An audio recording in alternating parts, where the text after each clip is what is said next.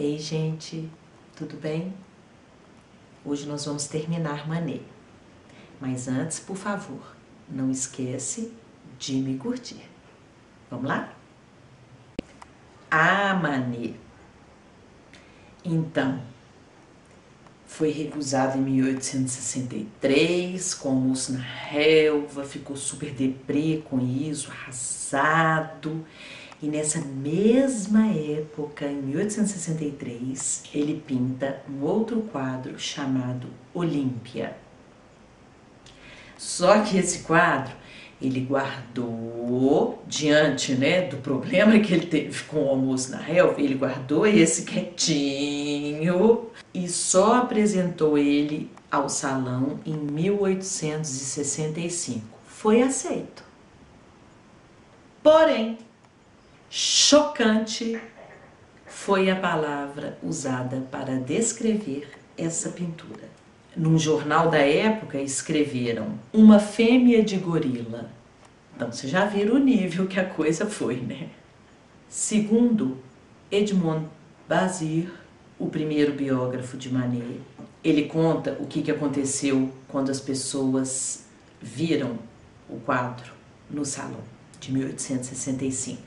Os desordeiros formavam grupos que nem o exército conseguia dispersar. Aterrorizadas, as autoridades viram-se forçadas a proteger o quadro com 2 guardas uniformizados. Nem isso foi suficiente. E aí as autoridades ficaram com medo, que as pessoas pudessem atacar realmente o quadro e puseram ele num lugar bem alto da exposição, junto ao teto, onde ele estaria a salvo de guarda-chuvas e objetos que poderiam ser arremessados no quadro, mas também inacessível à contemplação, porque ele era quase lá no teto. Mais críticas feitas na época sobre a pintura em panfletos e jornais. Que indecência! Ao meu ver, Olímpia deveria ser colocada num local tão alto que ficasse fora do alcance do olhar. Espero que o escárnio de pessoas sérias o faça repudiar esse estilo tão contrário à arte. E uma outra crítica falando do Manet, e dos seus trabalhos. Nesse ano, encontramo-lo novamente com 2 telas horríveis. Desafios lançados ao público? Zombarias ou paródias? Como chamá-las? Sim, zombarias. Quem é essa odalisca de ventre amarelo, um vil modelo apanhado não sei onde, que representa Olímpia? Quem é Olímpia? Uma cortesã, sem dúvida. Então, era isso que o povo pensava. Eu acho muito bacana esse momento da história da arte, onde a gente tem a coisa concreta. Aqui eu estou falando de coisas concretas, que foram escritas nos jornais, críticas feitas concretas da época. Não é uma interpretação, a gente está vendo aqui o que o povo achava naquele momento, o que eles estavam achando. E aí é muito bacana, Bem, gente, quem é Olímpia? Que quadro é esse, que causou tanto escândalo? Olímpia é uma pintura de uma mulher nua, reclinada, assistida por uma empregada e um gato preto olhando misteriosamente para o espectador. Por que os visitantes do salão, já tão familiarizados com o nu, ficaram tão indignados com a pintura, a ponto da galeria ter sido forçada a contratar policiais para proteger a tela?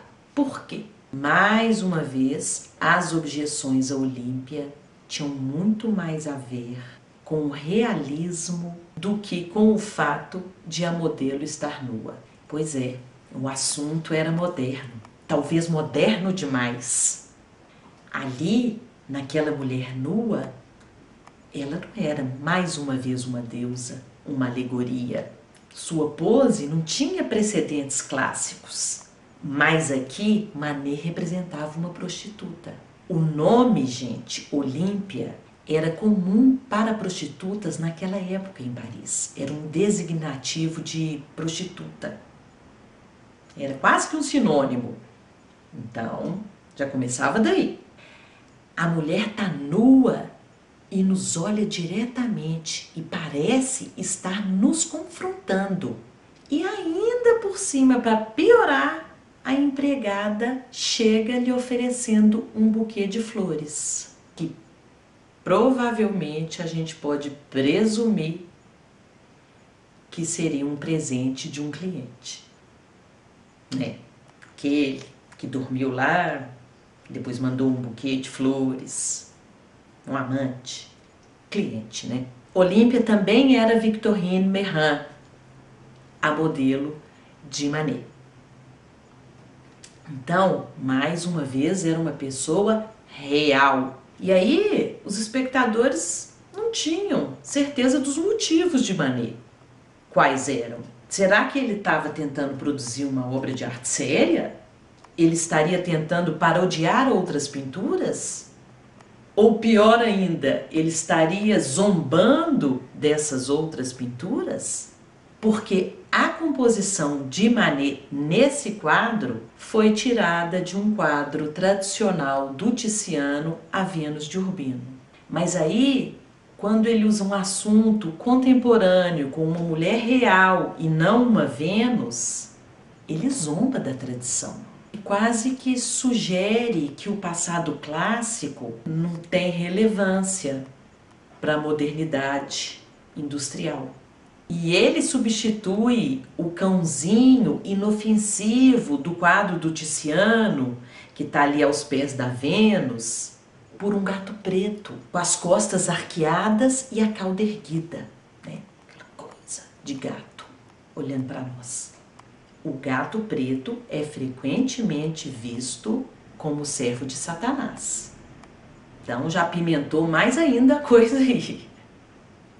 Aí ele me coloca, né, a mulher nua, sabidamente uma prostituta,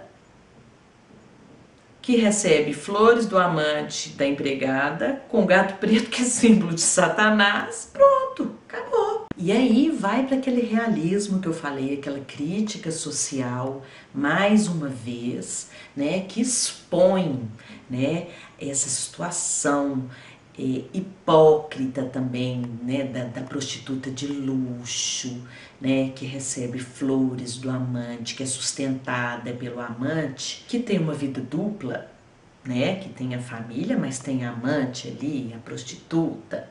Outro grande problema, mais uma vez, a técnica. Olímpia foi pintada também de maneira plana, sem profundidade. Sua pincelada era rápida e aparente. Ao contrário dos acadêmicos, onde você nem vê a pincelada. Foi pintada como uma mulher real. Suas características não foram idealizadas, aperfeiçoadas. Dá para ver, inclusive, que o rosto dela é meio assimétrico e que os lábios dela são finos demais. Quer dizer, se você fosse idealizar, né, aperfeiçoar, de acordo com a tradição, você colocaria o rosto perfeitamente simétrico, lábios carnudos, que é o ideal de um lábio. E os críticos perguntavam por que essa figura é tão plana e desbotada? Por que o artista abandonou a prática centenária a levar o olhar a um ponto de fuga imaginário que iria estabelecer para a gente a ficção de um espaço real, né, onde essas figuras habitassem? E aí, né, o artista tinha dissolvido o ilusionismo clássico, né, aquilo que dá uma ilusão do real, da profundidade, da distância, do volume. A pintura como algo que falava da sua própria condição de ser uma representação pintada. Não nos dá uma ilusão. É pintado, é 2D mesmo. Não existe, não vou te iludir que é 3D, que tem profundidade, não. Aqui é uma representação pintada mesmo, tá entendendo? Parece que ele está nos dizendo, eu não vou fingir que minha pintura não é uma pintura. Eu não vou te presentear com a ilusão perfeita. E aí, gente, vamos pensar numa coisa. Esse desejo de não querer fingir que é o espaço real e mostrar que é uma pintura, isso é uma pintura mesmo, viu? Eu pintei, né? Esse desejo pode ter sido estimulado porque esse lugar do real foi ocupado pela fotografia. E agora, os artistas, talvez para se destacar da fotografia, assumissem a pintura como pintura e não como uma ilusão do real. Pra quê? A fotografia já te dava o real ali, ó. Beleza. Real tava ali, ó, na fotografia. Pra quê que ele ia querer pintar o real que a fotografia fazia tão bem? E aí, o momento de assumir que aquilo é uma pintura e não o real. Gente, isso vai dar pano para manga, mas vai ser uma revolução na cabeça, na atitude, na técnica dos artistas. Nós ainda vamos falar muito disso. Mas aí é muito louco porque ele desmascara a ilusão não só do espaço, mas também dos nossos interesses. Porque nesse quadro, ele nos lembra que o nosso interesse aqui é sexual. Não vem ficar fingindo, pondo nu e falando que é deusa, que é sagrada, que é etérea, que é livre. Não, é de carne e osso, porque né, ele está escrachando mesmo, está pondo na nossa cara o nosso desejo, o nosso interesse, que é o sexual. Não está minimizando o nu, dizendo que não é indecente porque é uma deusa, né? É mulher real e é conhecida dele, ainda por cima. Com sua pintura assumida, que mostra a pincelada, que mostra que o espaço é bidimensional e mostra ainda por cima o assunto real do mundo contemporâneo, né? Daquela época. Parece que ele está nos dizendo, seja honesto sobre os materiais, sobre o sujeito e sobre os nossos motivos e desejos. Foi por esse motivo que Manet é muitas vezes referido como o pai da arte moderna e do impressionismo. E nem só de escárnio viveu Manet, porque esse episódio da Olímpia, gente, fez ele cair numa deprê barra pesada. Ele teve que parar de trabalhar um bom tempo, mas tiveram os que já tinham um olhar, né, para a vanguarda, para o moderno, como Émile Zola, que escreveu: rimos de Manet, mas nossos filhos ficarão extasiados diante de suas telas. Não pretendo passar por Nostradamus, porém devo dizer que essa mudança de opinião não tardará a ocorrer. Parece que sou o primeiro a aplaudir Manet sem reservas. É porque não me interessam essas cenas de alcova, essas imagens coloridas, esses pobres quadros em que não encontro vida. Tenho tanta certeza de que Manet será um dos mestres de amanhã que, se tivesse dinheiro, faria um excelente negócio comprando todos os seus quadros hoje. Dentro de 50 anos, custarão 15 ou 20 vezes mais. Enquanto quadros de hoje são vendidos por 40 mil francos, não haverão de valer 40 francos. Então, ele já sacava Manet, né? Mas o próprio Manet, coitado, não conseguiu muito segurar a onda, não. Depois ele se recuperou, e aí a gente vai ver, quando voltarmos a falar dele, um Manet impressionista. Porque seja ou não a intenção dele de libertar a pintura de seu papel tradicional de representação, ele de fato criou um sistema de marcas de tinta, desenvolvendo assim uma nova linguagem de representação, que é a pintura com base de gestos de tinta. Tendo ele, Manet, quase como um líder, os impressionistas seguiram seu exemplo estilístico, mas não sua jornada ao salão. Inclusive, os impressionistas vão persuadir Manet a sair do estúdio e se aventurar na luz do sol, onde ele vai produzir excelentes trabalhos. Então, eu acho que ficou bem claro essa importância do Manet, esse pé no realismo, pé no impressionismo. Quer dizer, o pé no impressionismo vai ficar mais claro quando a gente falar efetivamente do que é o impressionismo. Vocês vão ver que Manet já estava sacando tudo.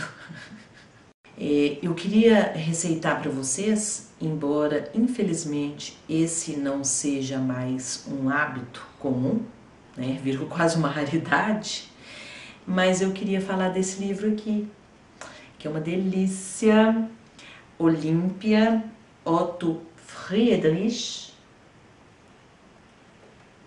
Paris, Olympia, Paris no tempo dos impressionistas. Sensacional, gente.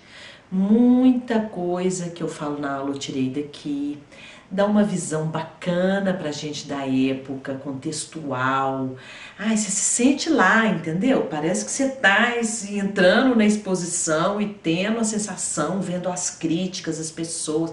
Bacanérrimo, tá? Então, pra quem ainda gostar de ler, fica aqui a minha dica. Então, gente, hoje nós terminamos Edouard Manet, mas ainda tem muita coisa pela frente, tá bom? Conto com vocês.